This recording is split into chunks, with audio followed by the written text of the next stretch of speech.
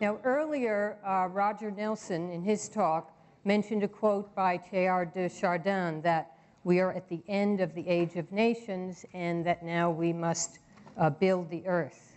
Now, I think if such a step in our evolution is to take place, that paradigm shifts are needed in nearly all realms of human activity, whether it be science, medicine, education, international relations, or the environment.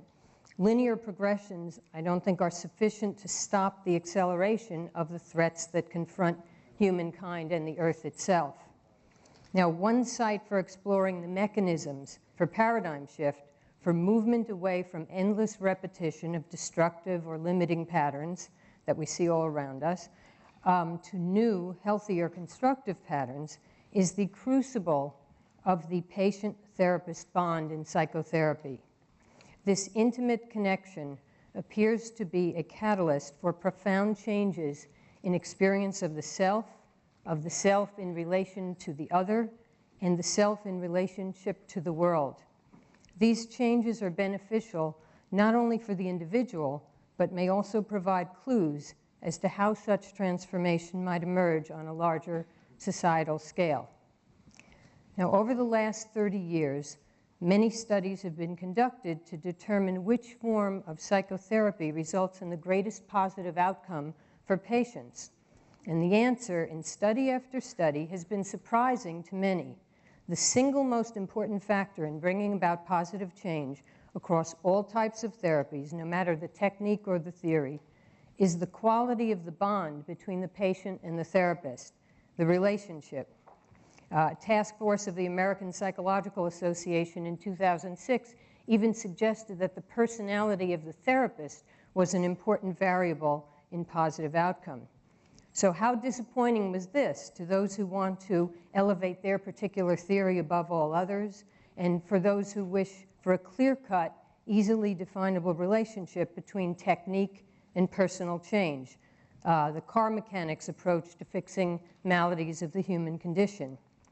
It seems that the catalysts for psychological change reside in a territory more akin to what we find in quantum rather than classical theory.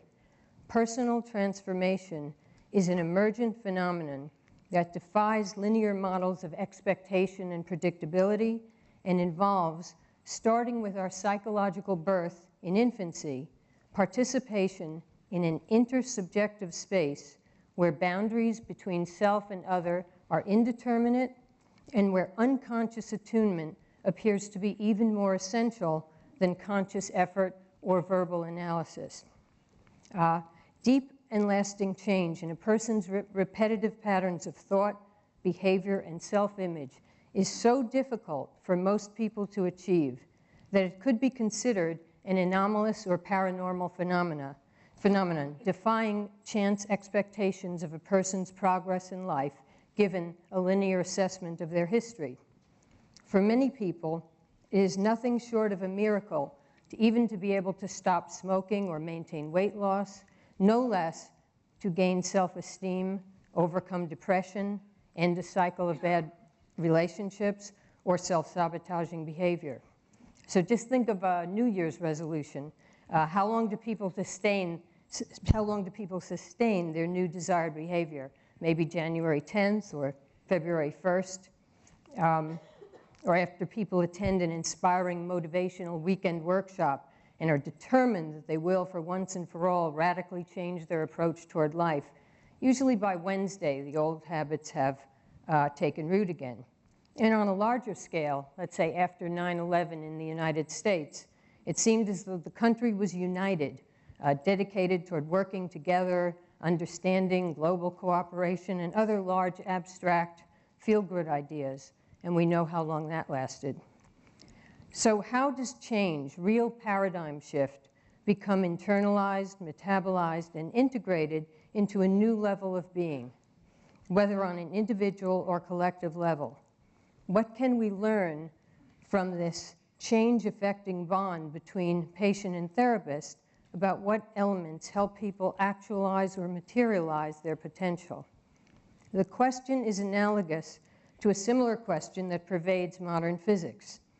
How does one navigate the transition or interface, the intermediate area between a realm of non-local phenomena where space and time are without measure, where possibility and potential abound, and where subject-object boundaries do not exist, and, on the other hand, the solid material realm of our local, linear, everyday experience of time, space, and separate selves? How do we catch waves of probability and possibility and ride them into our everyday thoughts and actions so that we can expand the scope of our experience beyond what appears to be a limited, mundane existence? I will explore these questions from the perspective of the intersubjective field that emerges from and permeates the interaction between patient and therapist, a field that seems to be a breeding ground for elements of transformation. While this field might imply a space between two people, it is a space without linear measure, formed by the commingling of the subjectivities, one might say consciousnesses, of both people in the intimate process of psychotherapy. While interpretations and specific techniques are an important scaffolding, it seems that actual change materializes out of a field of interconnectedness, overturning the classical analytic notion of the self as an encapsulated entity separate from other selves. The concept of intersubjectivity in psychoanalysis and psychotherapy has ushered in a reformulation of how selves interact in space together, and holds that the individual unconscious does not reside strictly within the individual. Some water. The intersubjective field, co-created by the patient and therapist, transcends a logical summation of their explicit communication. This field becomes an active part of the therapy, resulting in a continuous unfolding of moments of possibility created by patient, therapist, and the field itself as it arises out of and in turn affects their mutual interactions, both conscious and unconscious. The field expands the scope of observation beyond what either patient or therapist could attain individually. In fact, the patient-therapist relationship can be seen as a poetic parallel to the observer-observed relationship in quantum theory, in that therapist and patient are both observer and observed, mutually affecting and changing each other. Now, please note, any analogies I draw between psychotherapy, the mind, and quantum physics are strictly metaphorical and not to be taken as scientific fact or statement. And that's an endeavor I'm not qualified for. But also, I want you to please note that it was physicist Niels Bohr who drew a parallel between the impossibility of distinguishing between physical phenomena and their observation, and the difficulty of distinguishing between subject and object in psychology. In order to help illuminate the process by which substantial shifts in personal paradigms and perspectives take place, I will focus on two paradoxes, one could say complementarities, of human experience that are brought into heightened play in the intersubjective field of psychotherapy. The first is the paradox of the simultaneity of the continuity and discontinuity of the self.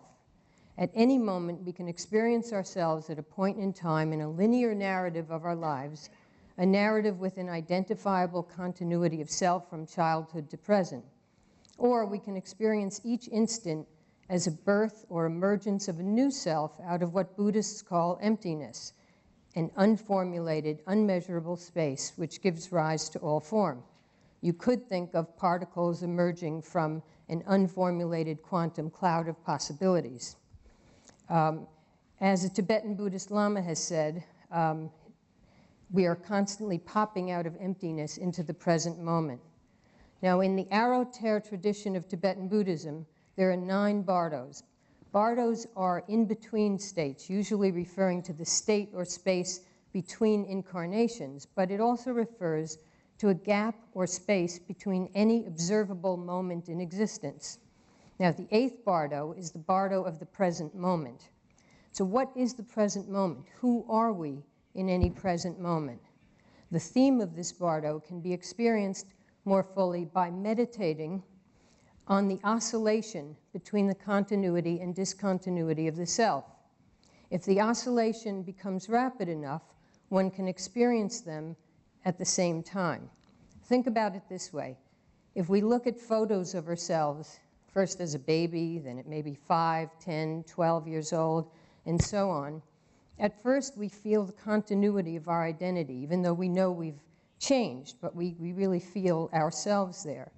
But if we look at those same photos and try to come upon the awareness that not only were we totally different at age 5, 10, or 12 than we are now, but if we continue to reduce the amount of time between the different selves, like think of yourself a year ago, a month ago, a week ago, then even an hour or a minute ago, and you sort of make those gaps between discrete selves become smaller and smaller until you realize, or you can get a feeling, that at this instant you are entirely different from the person you were an instant ago, and that we truly are popping out of emptiness into the present moment, at least from one perspective.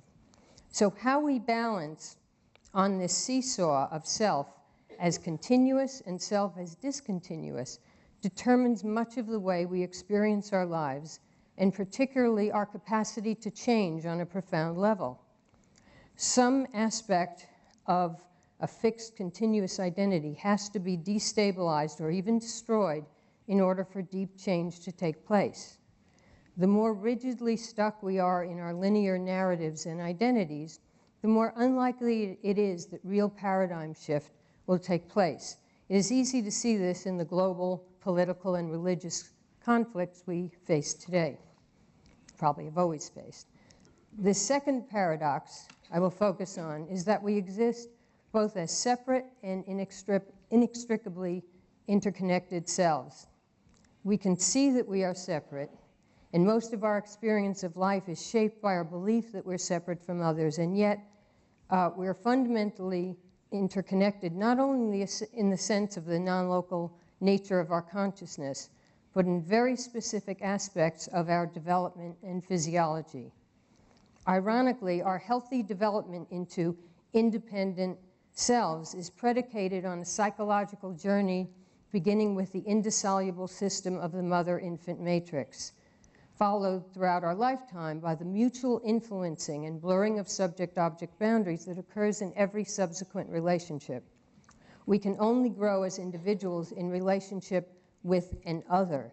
Even a solitary mystic or monk is relating to an other in the form of the divine or God or the universe. I think that the psychotherapeutic bond fosters a rapprochement of the two sides of each of these paradoxes that are normally more separate in our experience or awareness. When there is a good therapist-patient rapport, there seems to be a movement toward integration of the two components of each of these complementarities. That is, the complementarity of continuity and discontinuity of self, and separateness and connectedness. And greater integration and awareness of these sides appears to be conducive to paradigm shift. So I will start with the paradox of the continuity and discontinuity of the self. We know that there's a striking discontinuity between what we can consciously perceive or visualize about our physical world and what modern physics tells us about its actual underlying nature. The same is true of the individual. What can be seen or analyzed about how we develop into who we are, why we experience some problems and not others, what shapes us, is a minuscule piece of the puzzle of the self. For example, some recent research tells us that on the level of visual perception alone, it's estimated that our eyes receive and process 10 million bits of information per second, of which only 16 can be engaged with consciously. So there is a truly unseen reality that is constantly affecting and shaping us. Consciousness, as I'm using the term, includes both conscious and unconscious processes. That is, everything that is in our awareness at any moment and everything that is outside of our awareness at any moment. And clearly, what is outside of conscious awareness has a much greater impact on how we experience ourselves. To illustrate further how discontinuous we really are, consider these physiological facts. Every day, 50 billion cells in our body are broken down and regenerated. That is 500,000 cells per second, and yet we experience our bodies as solid and continuous. Dutch cardiologist Pim van Lommel, commenting on the cellular turnover rate, points out that the cell collaboration that enables the continuity of function of the various cell systems must occur within nanoseconds, given the replacement of so many cells per second. Because of the distance between the various cell systems in the body, the speed of this information exchange must approach the speed of light, faster than signal proteins alone could manage. In other words, collaboration, information exchange, is reformulated in a matter of split seconds, and each reformulation presents possibilities for change. In our brains, the molecular makeup of cell membranes of neurons are completely renewed every 2 weeks. And at a subnuclear level, the quarks and gluons that constitute the neutrons and protons of our body cells are destroyed and regenerated within 10 to the minus 23 seconds. So it is truly astonishing to imagine the magnitude of opportunities for change, and that on a sort of simple physiological level. Add to that the interaction of these physiological changes with the as yet little understood interplay of consciousness and the unseen input of unconsciously processed information. And then, as Bob, John, and Brenda Dunn, co-founders of the Pear Lab, which was discussed before, as they suggest, consider that there may be an interface between the human unconscious and the larger domain of the intangible, non-material physical world represented by quantum theory. If you consider all of that, it becomes impossible to grasp with our conscious mind the enormity of possible interactions between our constantly changing physiology, our consciousness and emotions, and the intangible physical world. So psychological transformation and growth mimics our physiological pattern of destruction and renewal. It requires a perturbation of an already established pattern, a disorganization and destabilization of existing psychic structures in order to create a new, more expanded level of organization and integration. In psychotherapy, we often begin with the dots we can see and or identify. So we follow the dots, events in childhood, aspects of a person's relationship with his or her parents, and then we connect those dots to dysfunctional thoughts and behavior in the present in an attempt to unravel the patterns that inhibit a person or that reinforce shame or self-rejection. And yet, it is when the therapist and patient are more alert to and more willing to move into the spaces between the dots that unexpected openings in otherwise rigid psychic structures appear and possibilities emerge that might have, even a nanosecond before, seemed impossible to both patient and therapist. The intersubjective field appears to be a catalyst for such openings. In many cases, the therapist just holding a vision of the patient that is in itself a disruption of the patient's deepest negative beliefs about himself can help bring about change. In the safe environment of the therapy session, the patient can hold both the previous continuous identity of the patient and the new feeling states and behavior, so the patient can more easily tolerate destabilization and discontinuity with the knowledge that the therapist is holding him together in his vision as reconstruction of the self takes place. The therapist's vision is communicated both consciously and unconsciously. From before birth, as psychoanalyst Wilfred Bion points out, the mother's reverie about her baby, her hopes and dreams, have a subtle shaping influence on the baby's yet to develop psyche. And similarly, a therapist's vision and hope for a patient can have a shaping influence on the patient's growth. Now, ironically, the more we know, or the more we think we know, the more certain we are about who we are, the more difficult it can be to change. Those who have more trouble maintaining continuity of identity are often capable of enormous flexibility in their physical systems.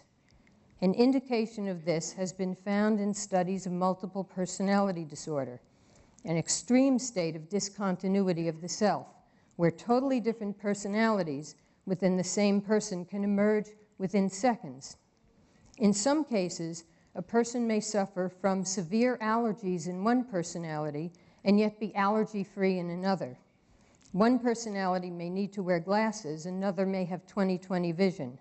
There have even been some cases where eye color changed from one personality to the other. And sometimes it becomes a medical dilemma in that one personality may need medication, let's say for diabetes, but another personality has no symptoms of the disease. Now, while none of us would choose to be multiple personalities, this phenomenon holds a clue to the potential that exists if we can remain aware that we are both continuous and discontinuous selves. It seems that getting stuck in either polarity is what creates problems. So it is the therapist's role both to listen to the continuities of the history and personality of the patient, and also to be on the lookout for possible openings onto discontinuity with respect to a patient's rigidly constructed patterns of thought and defenses.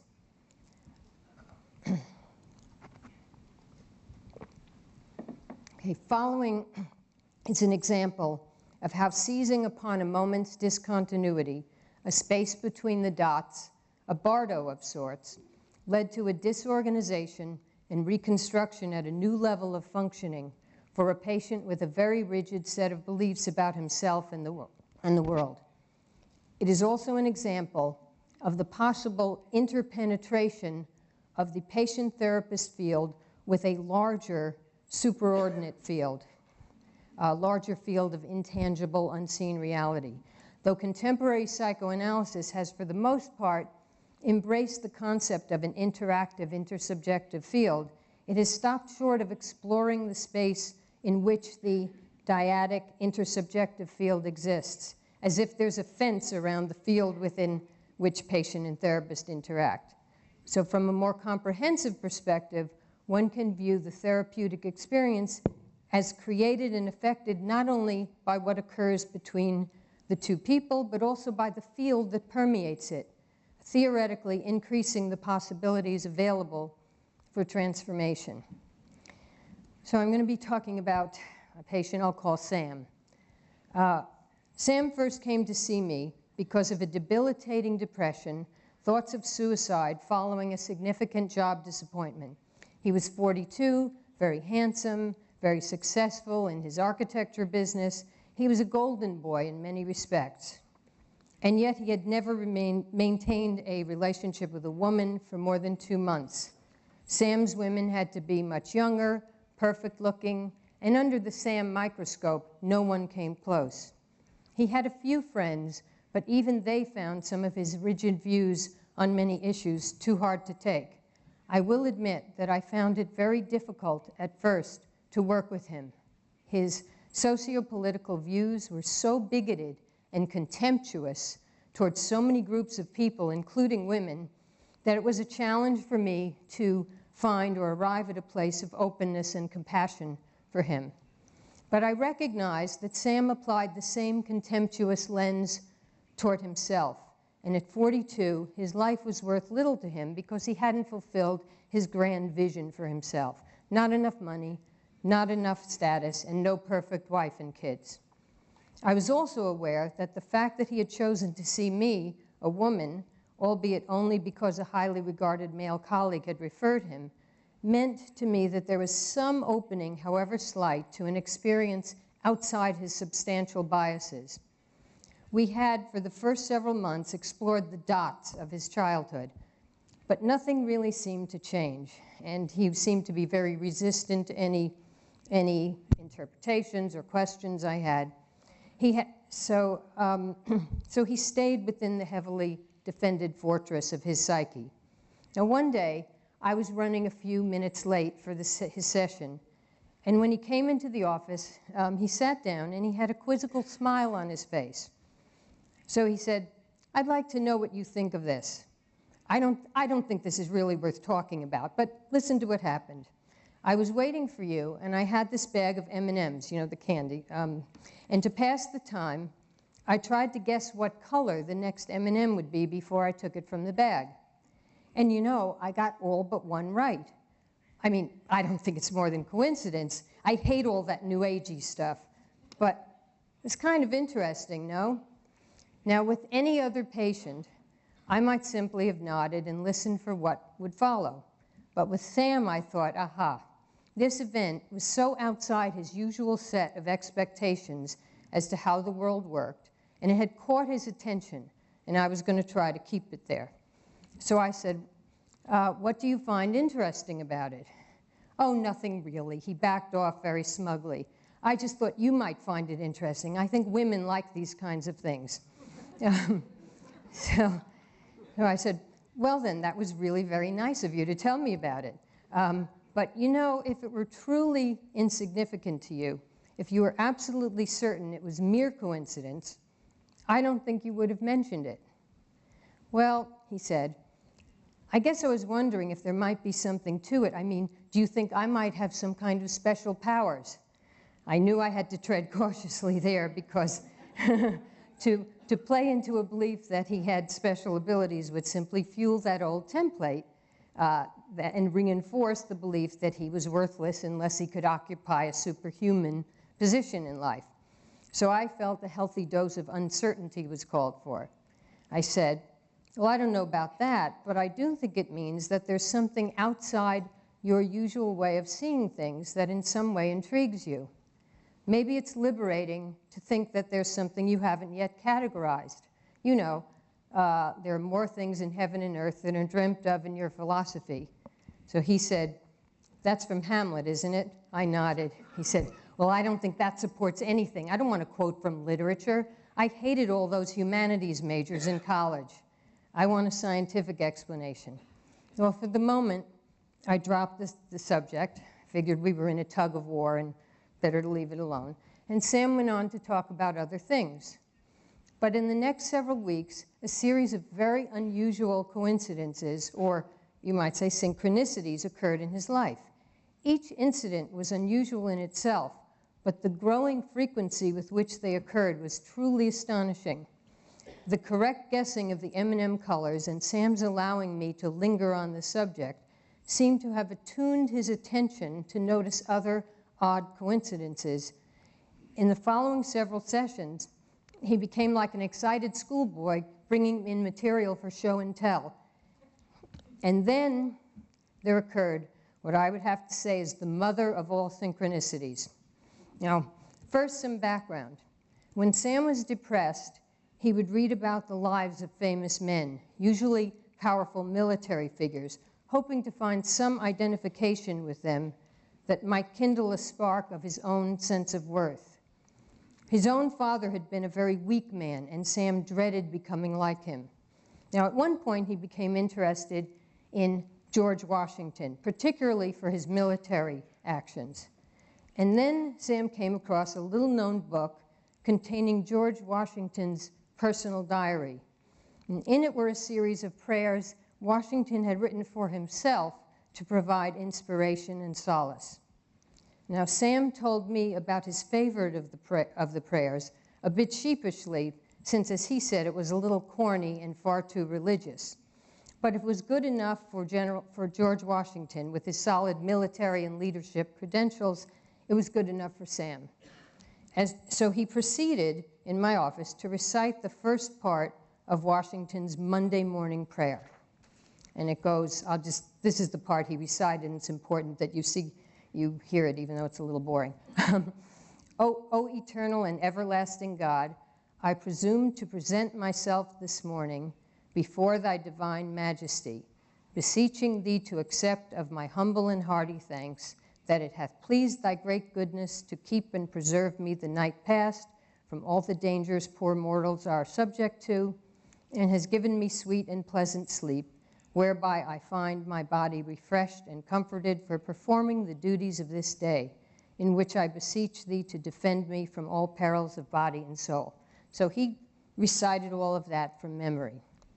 Now, about the time of his discovery of this prayer, Sam, who was always in pursuit of hyper-macho endeavors, signed on to become a crew member of a ship on a perilous expedition near the Arctic Circle. He was gone for over 4 weeks. Upon his return, he came in for his first session, smiling somewhat cryptically. Okay, he announced, I have to acknowledge there are some things that can't be explained by logic or science. I was certainly intrigued. Sam explained, before his return to the United States, he took a side trip to Norway. On his second night in a village north of Oslo, he was having dinner at a restaurant when a pretty young Norwegian woman drew his attention. He invited her to join him at his table. Now, she was a college history major, and during their conversation, she happened to mention that her class was currently studying American history. One of her course requirements was that each student choose a prominent figure in American history and present a report to the class. So she told Sam that she had chosen George Washington. What a coincidence, said Sam, and then told her that he'd recently read a book about Washington. Then, and he confessed to me, mainly to score points as a sensitive man, he told her of his discovery of Washington's prayers for guidance. Now, as Sam began to recite the Monday morning prayer, which began, as you heard, and it goes on, O eternal and everlasting God, I presume to present myself this morning. He got about that far when the young woman interrupted him, and she took up where he left off.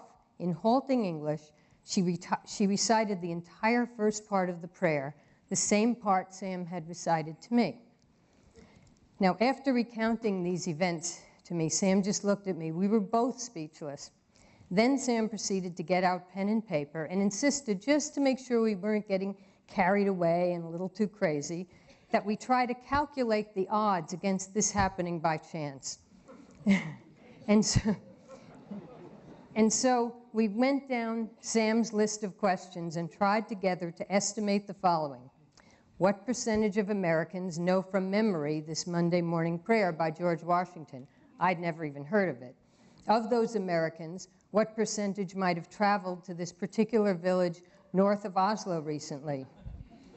Of that infinitesimally small group, what percentage would have dined in the same restaurant and at the same time as this young history student who dined there that evening?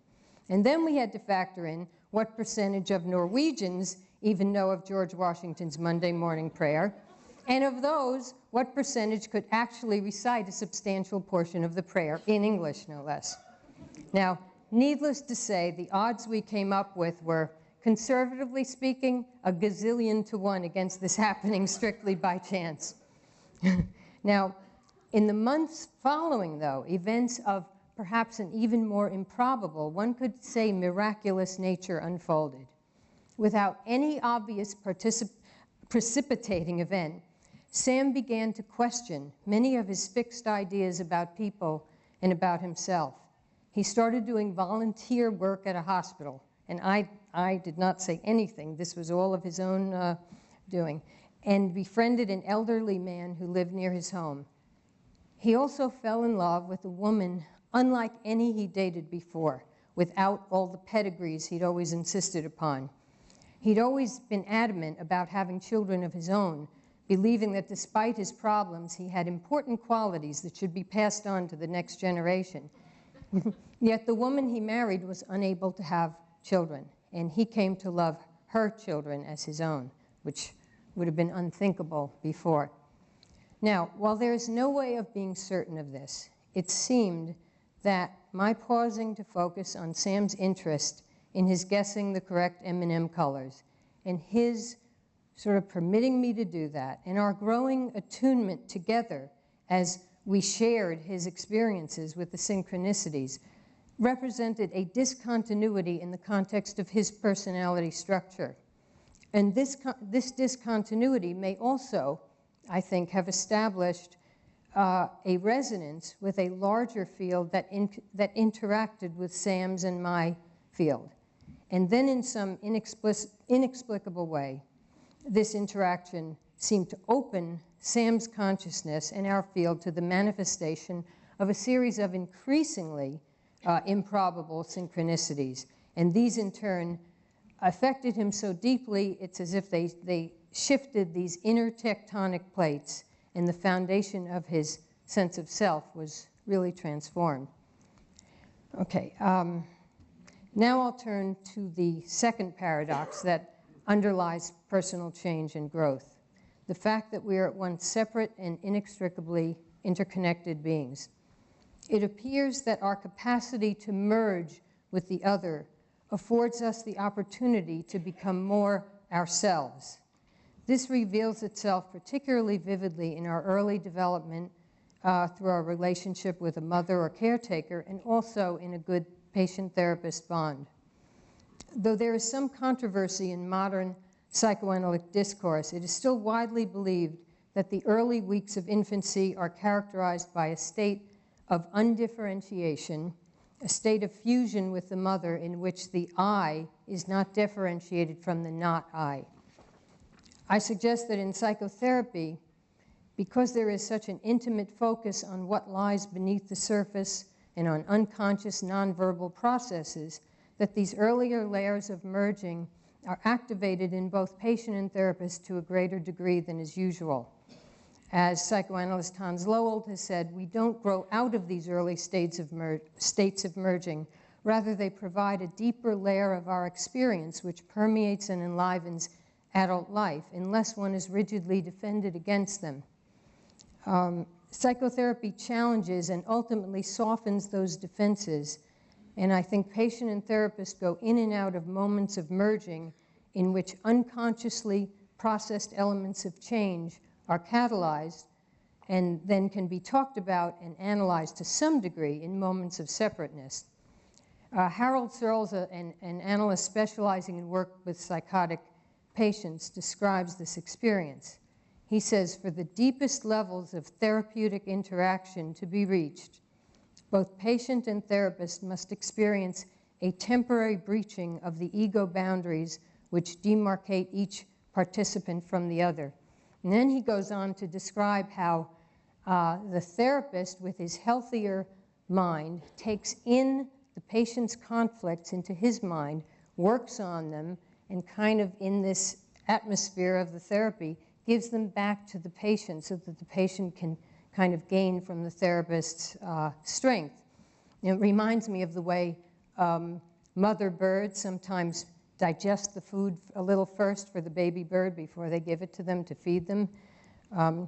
So it seems there's this transmuting field of interaction that goes far beyond the spoken word. Now, a series of experiments, they're from the 70s and 80s, but they point to a change-affecting potential of fantasies of merged states. These experiments were designed to find out if subliminal messages of oneness, of merging with an important figure, in this case the mother, would have a healing effect on adult psychopathology, specifically on schizophrenic patients. The method used was called subliminal psychodynamic activation. Patients were exposed to certain messages through flashes of a tachistoscope at such high speed that nothing more than a flicker of light would be consciously perceived. In one study, schizophrenic patients were given subliminal exposures to the message, "Mommy and I are one," while the control group received a neutral message such as, "People are walking." In the group that received the message, "Mommy and I are one," there was a significant decrease in pathological symptoms that did not occur in the controls. Subsequent studies contrasted the effect of the "Mommy and I are one" message with other comforting statements, such as, "Mommy feeds me well," "Mommy is always with me," "Mommy is inside me," "Mommy and I are the same," things like that. Now, the results were compelling. Only the message, "Mommy and I are one," was correlated with a reduction in both pathological thinking and pathological behavior in schizophrenics. The other messages showed no difference from the controls and no significant change in symptoms.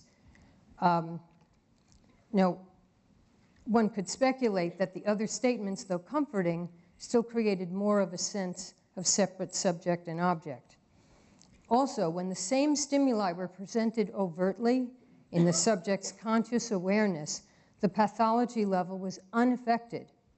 It seems that the unconscious may be a more effective transporter of change-inducing information than is the conscious mind. Now, this is the verdict that has also emerged from modern neuroscience studies as well. Brain scans have shown that communication between the right hemisphere of mothers and babies determine how the baby learns to regulate its nervous system and how it begins to develop self-agency. Now, the right hemisphere of the brain has been dubbed by scientists as the site of unconscious, nonlinear, nonverbal processing. So patterns of attachment to others, which are essential to the growth of the self, seem to emerge from nonverbal states of attunement mediated by the right hemisphere of the brain. Psychiatrist and researcher Alan Shore has said that when two right brain systems are mutually entrained in affective synchrony, they create a context of resonance, which is now thought to play a fundamental role in brain organization.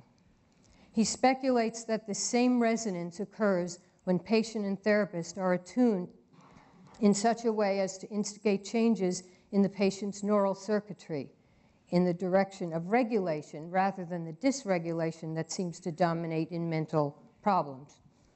Shore goes so far as to say that unconscious right brain attunement is more important in bringing about change in the patient than are interpretations or verbal analysis. And another psychiatrist and neurobiology researcher, Norman Doidge, said that recent brain scans done before and after psychotherapy show both that the brain plastically reorganizes itself in treatment, and that the more successful the treatment, the greater the change. It seems as though attunement between people has the capacity to give direction to the changes in the brain that are taking place, as described earlier, at an astronomical rate per second. And therapy can repattern experiences of attachment as the therapist provides a different experience than the one the patient had in childhood, and thus can affect actually the neural patterns, neural circuitry.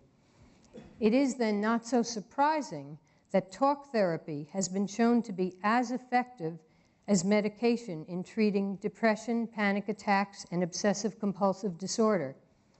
Brain imaging studies have indicated that the same areas of the brain that undergo change with medication also undergo, such as Paxil and Effexor, do so also with psychotherapy alone, but of course without the side effects. Now, in the intersubjective field, remember that change is not a one-way street. There's always a mutual influencing. Now, early experience showed that when both patient and therapist rated a session as good, their pulse rate, respiration rate, and galvanic skin response showed increased synchronization. And in a 2007 study published in the Journal of Nervous and Mental Disease, it was shown that skin conductance measures of both patient and therapist during live psychodynamic therapy sessions showed a high degree of concordance when patients perceived the therapist as empathic, one might say as resonating with their feelings. Now, the intersubjective nature of our physiology, the fact that we literally get under each other's skin, is further highlighted by mirror neuron activity. Now, I assume that probably many of you know about mirror neurons, but just briefly, they were discovered in the mid-1990s in the prefrontal cortex of monkeys and then in human brains as well. And it was found that the same mirror neurons are activated not only when monkeys or humans execute certain actions, but when they observe the same action being performed by others. So if I raise my hand now, the same neurons that are responsible for my raising my hand are being fired in your brains as you observe me doing that. So these neurons play a role in our immediate experience of what another person experiences. They may be the neural basis for empathy, but the kind of empathy facilitated by mirror neurons is not the classical empathy of putting oneself in another's shoes. It's that we are automatically and without conscious effort in each other's shoes. According to Vittorio Galesi, one of the discoverers of mirror neurons, our brains are structured so that we all participate in what he calls a pre-reflexive shared intersubjective space, or as others have termed it, an unmediated resonance. In other words, there is a kind of immediacy of information sharing that goes beyond any as yet identified system of signals. In this context, I think of a joking remark by physicist Abner Shimoni. He was puzzling over the phenomenon of action at a distance, which was talked about before, the simultaneous communication of information between particles separated by great distances. So Shimoni was trying to address the fact that this phenomenon cannot be explained by any action, any known action or signal, since it occurs faster than the speed of light. So he dubbed this phenomenon, jokingly, passion at a distance. Now, I've co-opted this phrase, metaphorically speaking, to describe the transformative power of the intimate relationship between two individuals who are apparently separate, yet who are deeply interconnected in the nonlinear space of unconscious attunement and resonance, whether it be patient and therapist, mother and infant, couples, or even strangers. Now, the change-affecting power of attunement and resonance, which seems to draw on our fundamental interconnectedness, is suggested by studies of anomalous or psi phenomena, such as those conducted by the PAIR lab, which Roger talked about. And since I have described deep, really profound personal change as a kind of anomalous phenomenon, since it defies chance and logical predictions based on a person's personal history, I think it's of interest to just briefly explore some of the parallels between the psychotherapeutic process and other anomalous phenomena. So as Roger described before with the PAIR lab experiments and the REG, subjects would simply sit and say, please give me high numbers, or, I wish for higher or lower numbers. And I don't think he mentioned this, but I'll just say this. A meta-analysis of 832 experimental studies of the effect of human intention on REGs yielded overall odds against chance of the impact of human intention on the machine's output of over 1 trillion to 1. As PAIR lab co-founder Brenda Dunn explained to me, many of the more successful subjects described that they tried to merge their consciousness with the machine. They would set an initial intention, as Roger said, to make the machine produce higher or lower, but then they would let go of that conscious effort and enter a kind of third space where they felt merged with the machine.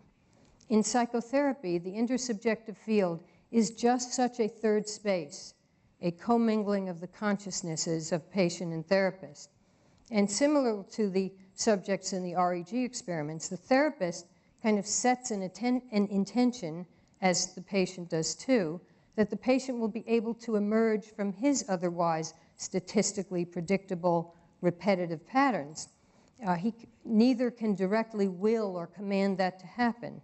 The best outcomes seem to occur when the therapist enters the space with the patient and lets go of many of his or her own linear preconceptions and judgments, and is open and alert to whatever arises from that field.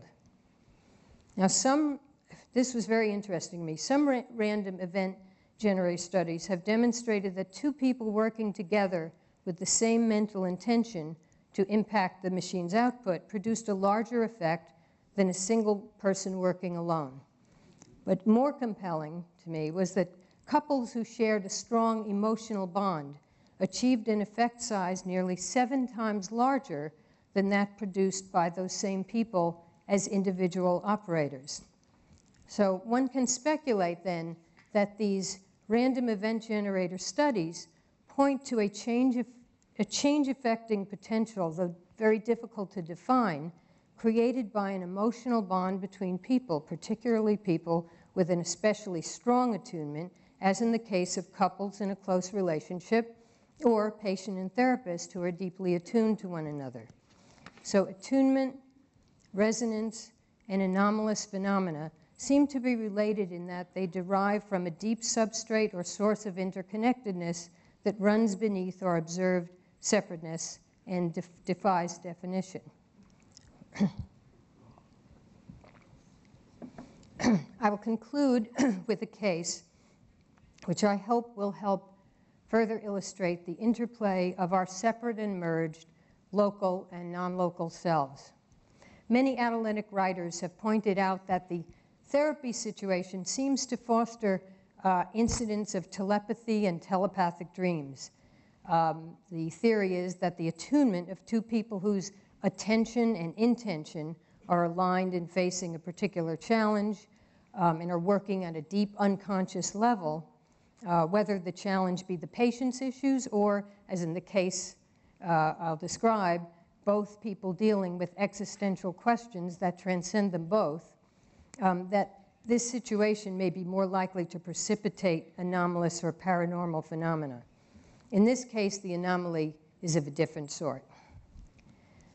The first thing I noticed about John when he came for his initial consultation was his radiant energy and vitality. He was an exceptionally healthy, brilliant dynamo of a man. He was bisexual and somehow managed a very complicated relationship life with both men and women, all of whom knew of his inclinations, as did his daughter, with whom he was very close.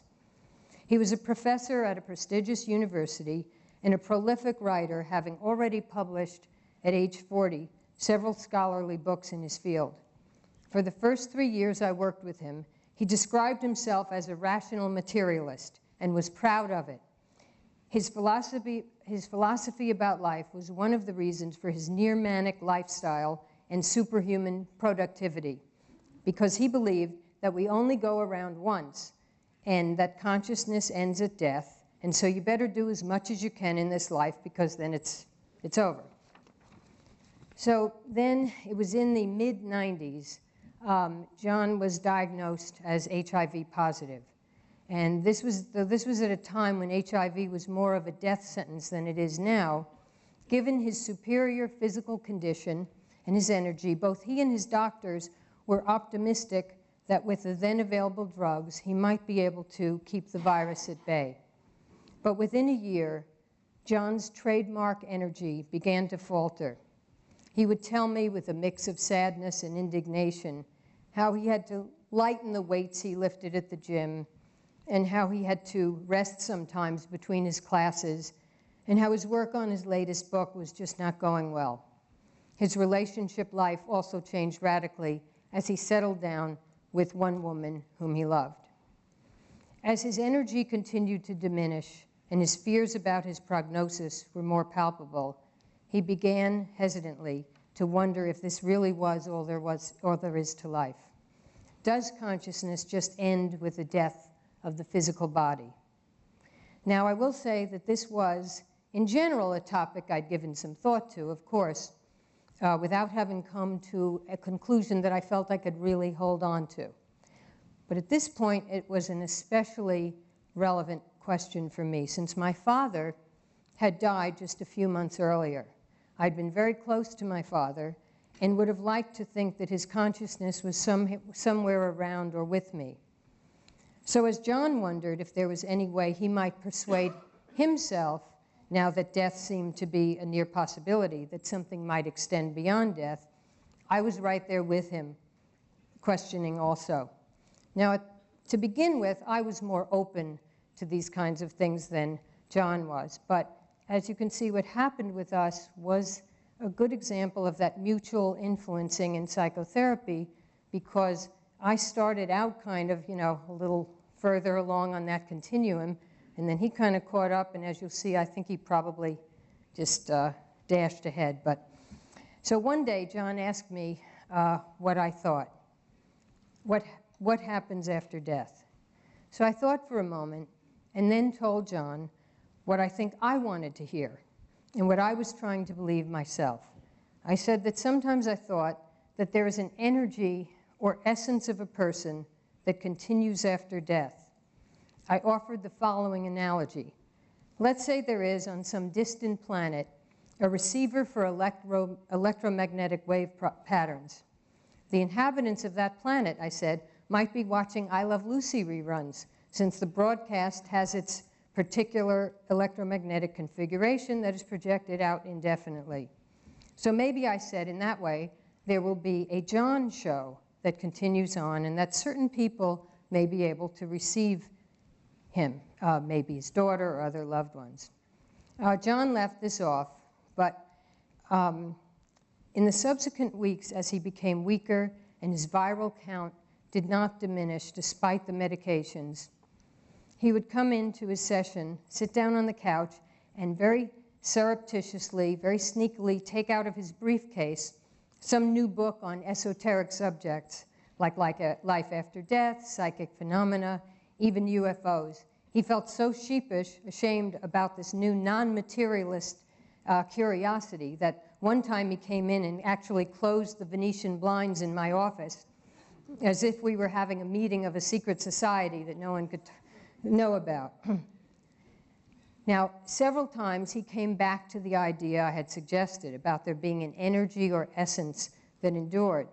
So in the last few months, when he was still able to come to my office before he was hospitalized, our therapeutic work was focused on his getting to know and appreciate his essence in a way that he never had. He had a very, very difficult childhood, so we even, at his instigation, tried to imagine what an I Love John sitcom would be like. Definitely more X-rated than I Love Lucy. Now, we were able to have a few sessions in the hospital until he succumbed to what was then a common feature of AIDS, where the virus would go into the brain and it would cause severe dementia. John could no longer recognize family or friends and lost his wonderful verbal lucidity. A family member kept me posted on his condition, and at one point, when it seemed he might not have much time left, I decided to go to the hospital and just pay my respects, even though I knew he would not recognize me. So I went to the hospital, and I sat in a chair next to where John sat. Now, his head, he was kind of slumped in the chair, and his head was just, tilted actually away from me. And I just held his hand for several minutes, and then suddenly, he turned his head toward me. He looked right at me and said in words that were very clear, "Ruth, do you think what we talked about is true?" And then he just sort of, but before, in that moment, I was so stunned, I responded immediately. I just said, absolutely, even though I wasn't sure that I thought that. So, as I said, then he just sort of fell back into the position he'd been in, no longer recognized me. So I had made an assumption that he meant, is it true that something of a person continues after death? Now, 2 weeks later, John died. I attended the funeral service, and that evening, I sat in my office with a colleague of mine. He was someone whose philosophy matched John's former thinking. You live your life, and you die, and that's it, nothing more. So I said to my colleague, I was very, distraught, I said, it's so hard for me to believe that this man who was so dynamic and so full of energy that he could simply be gone. How is that possible? So my colleague said, well, so what do you think happens when we die? Now, I began to trot out the same answer I'd given John, because I couldn't think of anything else. I said, I think there's an energy or essence of a person. I started that in that direction. Now, as I uttered the word essence, before I could even get to the part about the I Love Lucy reruns, we heard a loud crash coming from 2 rooms away. We ran in to see what could possibly have happened. And there, in the middle of the bathroom floor, and I'll just describe it, wait, I don't want to lose this again. The bathroom is a long bathroom. and there was a bottle of shampoo that had been pushed back against the wall on a cabinet over here. And when we ran in, we saw that bottle of shampoo would not only had crashed to the floor, but it wasn't anywhere near the cabinet upon which it had rested. It was about 3-4 feet into the bathroom. There was no window open, nothing that could have precipitated the crash. No rational cause. Now, my colleague said it was the first time in his life that he had personally encountered something for which he couldn't even begin to formulate a logical explanation. But what struck me most was that when John and I were talking about his essence, one of the salient features, what he was known amongst his friends and family as the trickster. He was always playing practical jokes. It was part of his essence. Now, though I'm still waiting for my father to throw something around, my belief in the survival of consciousness after death underwent a significant shift due to John's and my journey together. Though I can't be certain as to what caused that shampoo bottle to fly across the bathroom and crash onto the floor several feet away, to me, I feel it emerged from John's and my intersubjective field, from our attunement and resonance that developed as in the months and before he died, that it was certainly a co-created phenomenon, and I would have to say definitely passion at a distance. So just to conclude briefly, whether or not direct parallels can be made between human growth and transformation and quantum theory, quantum phenomena, I would say definitely that in psychotherapy, the complementarities, the two of which that I've described, the continuity and discontinuity of the self, the fact that we are separate and merged selves, they're brought into play in such a way as to enable both patient and therapist to expand their experience of the deeper layers of reality that underlie our existence, and in so doing, change and be changed by each other. Thank you.